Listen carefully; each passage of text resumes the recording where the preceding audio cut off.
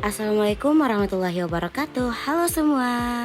Pernahkah kamu merasakan jantung berdebar kencang, sesak nafas, dan rasa sakit di dada?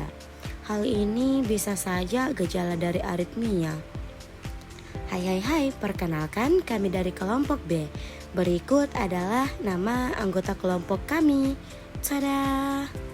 Di sini kami membahas tentang anti aritmia. Let's go. Apa sih itu aritmia?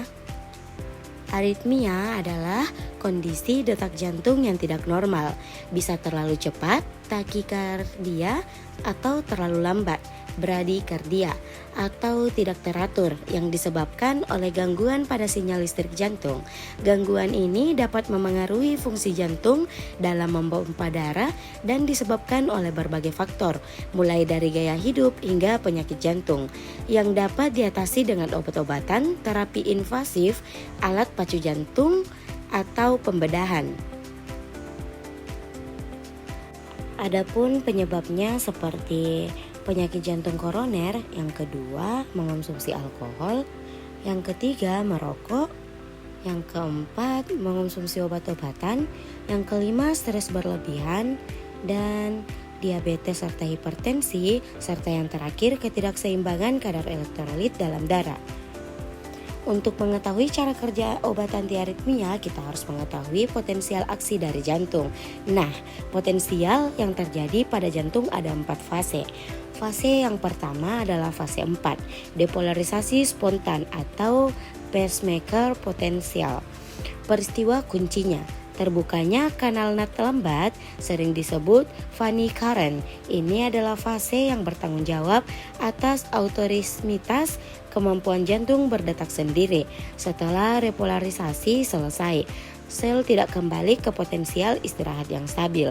Sebaliknya, kanal nat khusus terbuka perlahan menyebabkan nat bocor masuk ke dalam sel.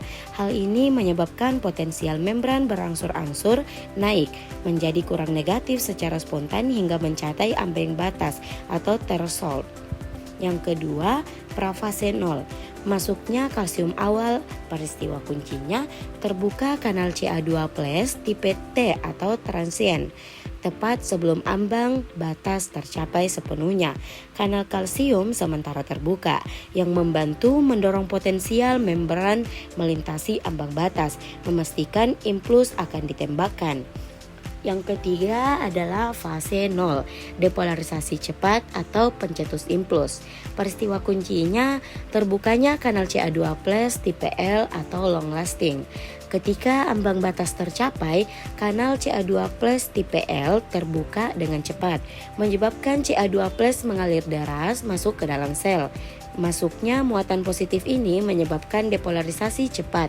Potensial membran menjadi sangat positif, yang merupakan puncak dari potensial aksi dan mencetus impuls listrik. Fase keempat ada fase 3 atau repolarisasi. Peristiwa kuncinya terbukanya kanal K+. Setelah puncak depolarisasi, kanal Ca2+ tipe L menutup dan kanal K+ atau kalium terbuka. K+ mengalir cepat keluar dari sel. Keluarnya muatan positif ini mengembalikan potensial membran menjadi negatif, menyelesaikan potensial aksi, dan sel siap untuk memulai lagi fase 4 secara spontan. Antiaritmia adalah kelompok obat yang berfungsi untuk menormalkan atau mengendalikan irama jantung yang tidak teratur dengan cara memengaruhi potensial aksi atau jalur konduksi listrik pada sel jantung. Berikut ini contoh obat untuk antiaritmia. Yang pertama, kelas 1, sodium channel blockers, penghambat saluran natrium. Obat ini memperlambat konduksi listrik di jantung. Contoh obat kelas 1A adalah quinidin, prokainamid, disopiramid. Dan contoh obat kelas 1B adalah lidocaine, mesiletin, penintoin. Dan kelas 1C adalah flecainid dan profafenon. Selanjutnya obat kelas 2, beta blockers atau penghambat beta. Obat ini menghambat stimulasi saraf tertentu ke jantung, membuat jantung berdetak lebih lambat.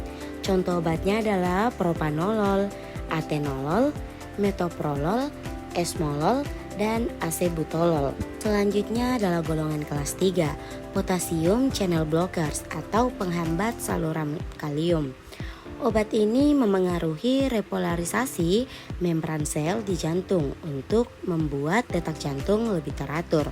Contoh obatnya amiodaron, sotalol, dronedaron, dan ibutilit.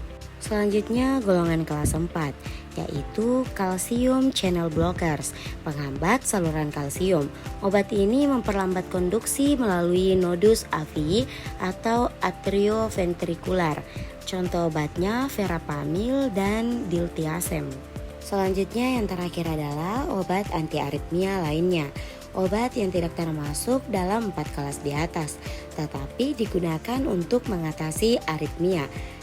Yang pertama digoxin dan yang kedua adenosin. Sekian dan terima kasih telah menonton sampai akhir. Bye-bye.